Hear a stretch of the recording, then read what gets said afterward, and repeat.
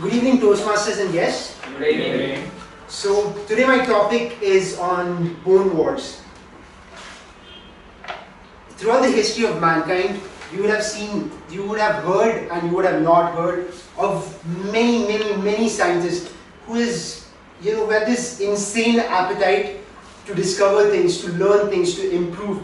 Everything you see today, everything the world has enabled civilization to grow so much is all a result of all these innovations that different people create. For example, the matchstick, even simple things like the matchstick, the door handles, the watch strap, your buttons on your shirt, all of these things were engineered, they were developed over the course of centuries before they were perfected. And the good news and the bad news is, some of the scientists, they get a lot of credit for what they did. For example, Einstein he became world famous when he came up with the theory of relativity. But the fact is, before Einstein came up with this theory of relativity, there were countless number of people who have worked before him on the same subject. And had they not come up with their theories, Einstein would not have been able to come up with the theory of relativity. And you only tend to hear about Einstein, you don't hear about all the other scientists who have done a lot of hard work, immense and equal to, and they were equally brilliant as Einstein. The only difference was, Einstein was able to close something that was started a long time back. So in today's topic, I'm going to speak about two scientists. Their name is Charles Marsh and Edward Cope. So these two scientists were specific to the science, they were scientists specific to the science of paleontology. And the reason I chose this topic today is that these two people, even though initially they were friends, they hated each other in the later course, they hated each other. So I'm going to start this is how it starts. So in the 19th century, the race to find dinosaur fossils became so intense it caused a war. But what were the bone wars? Robert Plot, an English chemistry professor, was one of the first to publish a description of a dinosaur bone. Unfortunately, he mistook it as a thigh bone of a giant human being. But to be fair, the word dinosaur didn't even exist back in 1676. It wasn't until the mid 18th century, a scientist named Richard Owen took an old Greek word meaning terrible and an old Greek word meaning lizard, which is dino and saurus, and came up with a word, joined them to form a word called terrible lizard. Apparently that's what it is to convert dinosaur straight away.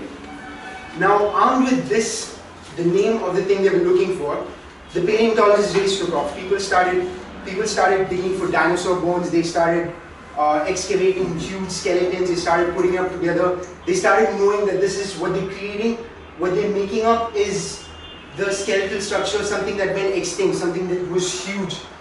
And there were two people in America. The names, like I already said, the names were Charles Marsh and Edward Cope.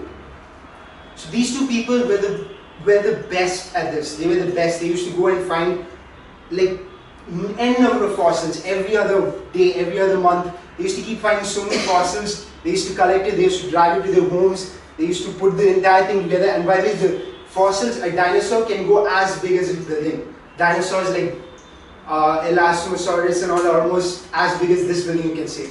And they used to put these bones up to form these dinosaurs. But they became bitter rivals.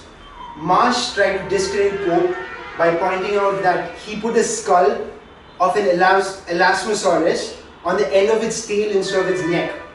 And Marsh made a similar error when he put the wrong skull on the Apatosaurus, thus creating a non-existent species, Brontosaurus. And if any of you were people who pay attention to dinosaur books or movies on dinosaurs and stuff, you would have seen this huge dinosaur. It's like it's on 4 legs and it is huge. It's got a really long tail and a really long neck. Now, some of these dinosaurs are classified into something called Brontosaurus. And the fact is, after this was discovered by Charles Marsh. But the fact is, it was wrong because he had put the wrong skull on the wrong dinosaur. So right now, the Brontosaurus, the dinosaur Brontosaurus, is not it's not considered as a species anymore.